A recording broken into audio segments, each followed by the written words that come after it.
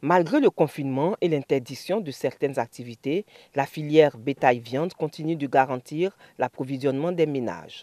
En cette période de crise sanitaire, l'abattoir de Port-Bouët est un endroit assez sensible où interréagissent plusieurs acteurs de la filière bétail, d'où l'importance de les sensibiliser sur les mesures barrières afin de prévenir les infections. Occasion donc pour la Confédération des fédérations nationales de la filière bétail-viande de l'Afrique de l'Ouest et la Fédération nationale des coopératives de la filière bétail-viande de Côte d'Ivoire de faire des dons de matériel de prévention aux acteurs. C'est dans le cadre de la sensibilisation de nos membres à vraiment respecter les mesures barrières et surtout permettre d'avoir 0 cas, comme on l'a dit, dans notre secteur d'activité.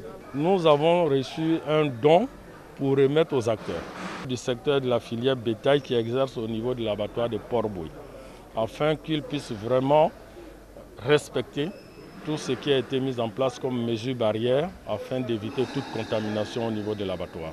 Le matériel de lutte contre le coronavirus offert par les deux fêtières s'élève à plus de 5 millions de francs CFA.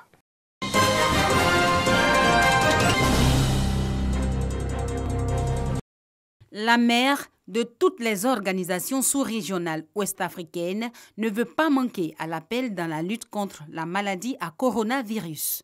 En cette période difficile pour tous les États due à la pandémie, le Conseil de l'Entente apporte son soutien à hauteur de 45 millions de francs CFA à tous ses pays membres.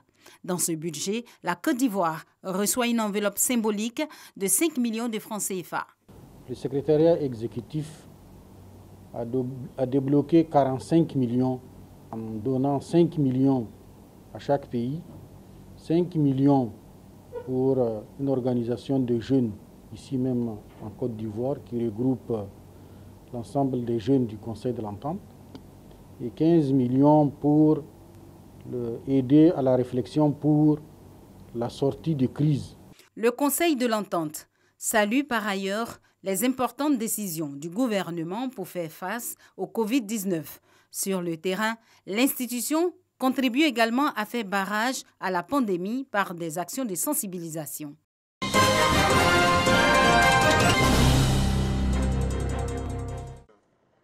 Un peu plus d'1 heure de route sur piste pour accéder à Tiaba. Situé à environ 50 km de Dabou, ce village est connu pour ses maisons sur pilotis. La quiétude des populations a été troublée par une tornade dans la nuit du dimanche à lundi.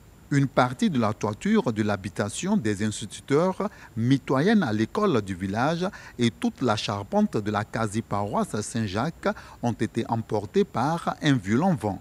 Depuis le presbytère où j'habite, j'ai pu observer que la toiture de l'église avait volé en éclats et je suis descendu pour voir, pour constater de mes yeux.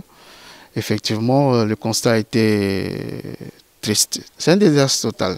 Il n'y a plus rien, tout est à faire. L'électricité, le carrelage, le plafond et tout. Fondée en 1956, la quasi-paroisse Saint-Jacques de Tiaba a bénéficié récemment de travaux de réhabilitation.